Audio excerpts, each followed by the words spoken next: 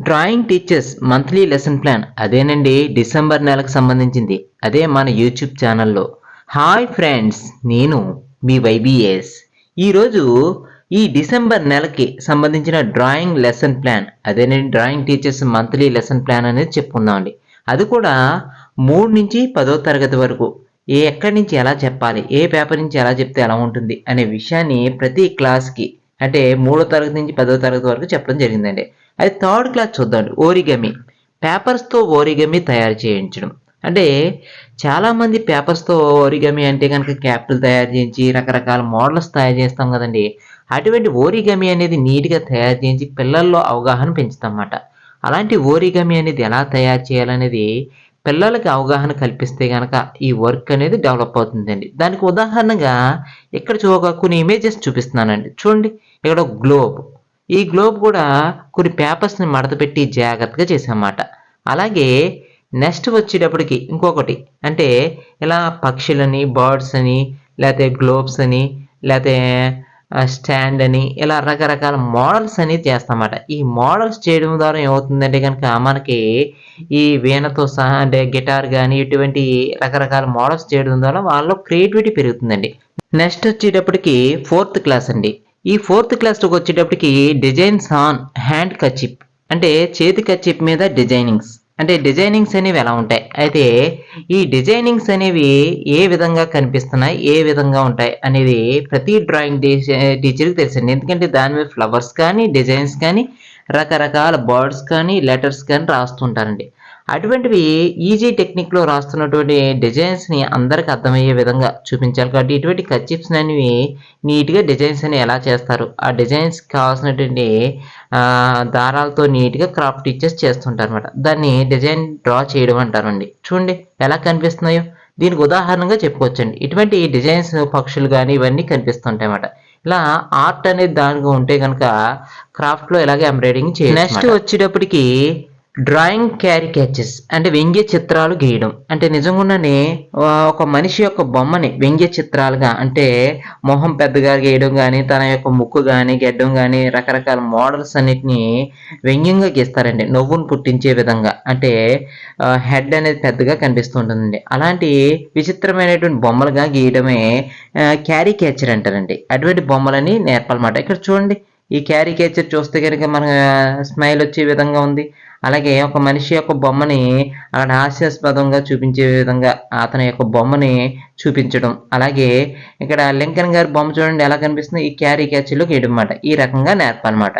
Next వచ్చేటప్పటికి 6th class అండి. అంటే గ్రీటింగ్ కార్డ్ మేకింగ్ బై అంటే గ్రీటింగ్ కార్డ్ని తయారు చేస్తాం అన్నమాట. దాని మీద యూజ్ చేసేటువంటి వెజిటేబుల్స్ అంటే వెజిటేబుల్స్తో ముద్రలు వేయడం. అంటే కూరగాయలు చెక్కి వాటిని ఉపయోగించి గ్రీటింగ్ కార్డులు తయారు చేయడం. అంటే కాయగూరలు కనిపిస్తాయి కదండి, ఈ కాయగూరలని కూరగాయలు అంటారండి. ఈ కూరగాయలని ఏం చేస్తామంటే కట్ చేస్తే రకరకాల డిజైన్స్ వస్తాయన్నమాట. ఆ డిజైన్స్ని అందంగా అక్కడ గుచ్చుతూ అంటే దాన్ని ఏం చేస్తాం రంగులో ముంచి దాన్ని డిజైన్స్ తయారు చేస్తామన్నమాట. ఉదాహరణ చూడండి, ఇక్కడ డిజైన్స్ కానీ అన్నీ కనిపిస్తున్నాయి కదా.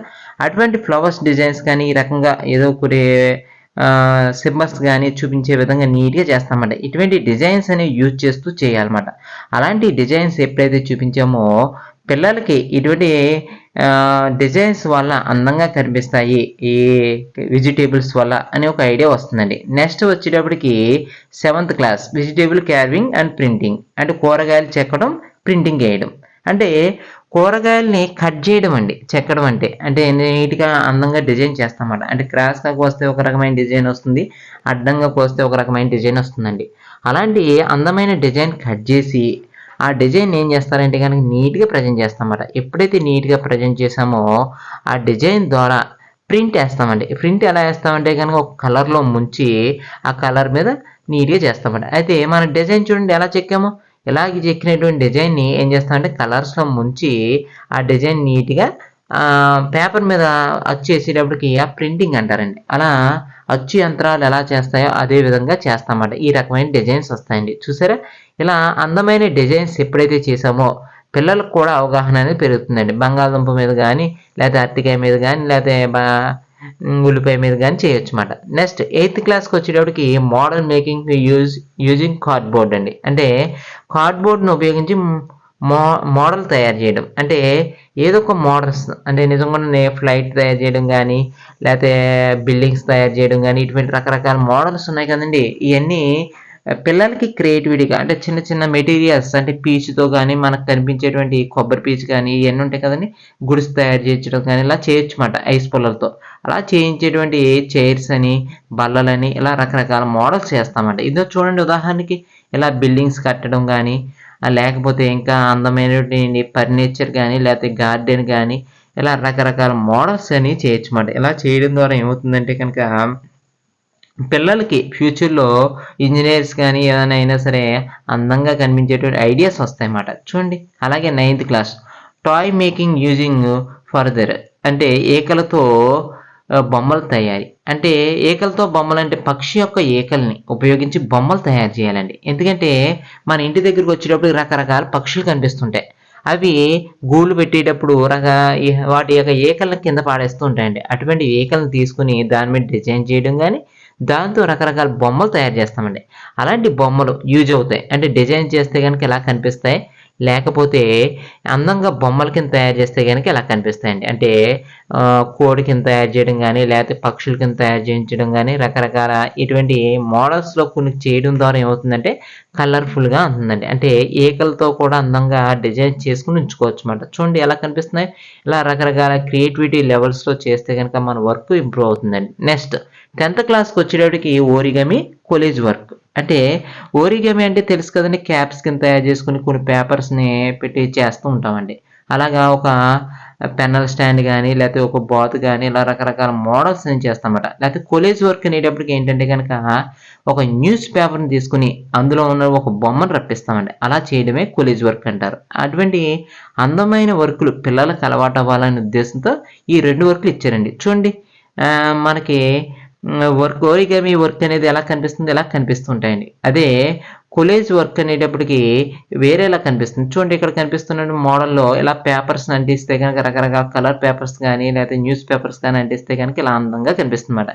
ఇలా ఎప్పుడైతే అందంగా కనిపిస్తుందో ఈ న్యూస్ పేపర్‌తో కూడా అద్భుతంగా చేయొచ్చన్నమాట. చూసారు కదండీ!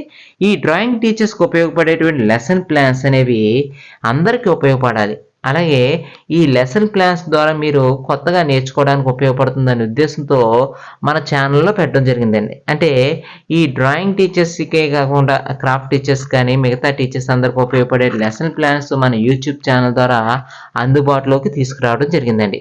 ఇది చూసి మీరందరూ బాగా నేర్చుకుంటారు, అలాగే రాసుకుంటారనే ఉద్దేశంతో ఈ వీడియో చేస్తున్నామండి. చూడండి ఈ వీడియో కనుక మీకు బాగా నచ్చితే గనక అదేనండి మన వీడియో చూసి నా ఎక్స్‌ప్లనేషన్ అనేది మీకు బాగా నచ్చితే కనుక లైక్ చేయండి, సబ్స్క్రైబ్ చేయండి.